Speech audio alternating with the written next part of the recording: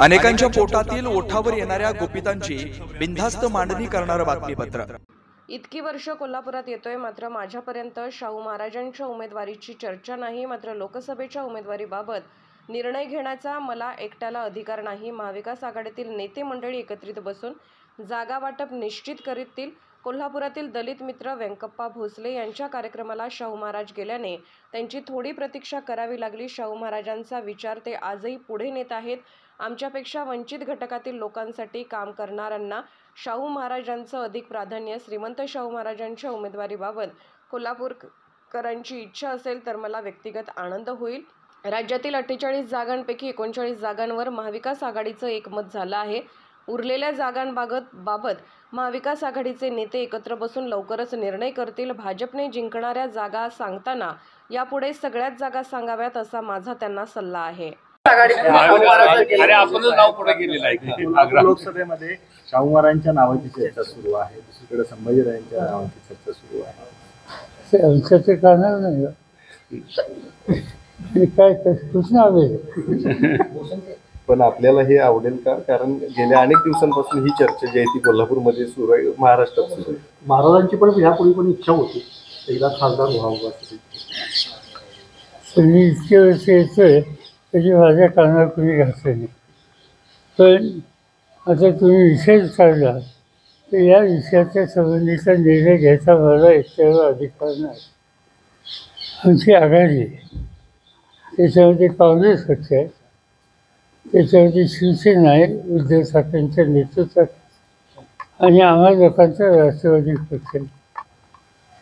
त्यामुळे जागांच्या संबंधीचा निर्णय घ्यायचा असेल तर आम्ही एकत्र बसून घेतो। आम्ही याच्यामध्ये अन्य आमच्या सहकाऱ्यांची किंवा माझ्याही सहकाऱ्यांची चर्चा केलेली नाही।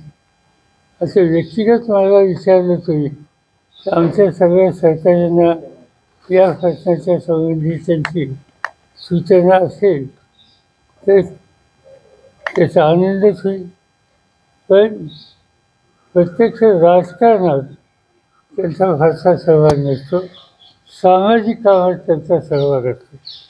आज इथं आल्याच्या नंतर माझी जी वेळ ठरली होती त्याला थोडा त्यांच्याकडनं विलंब घडला।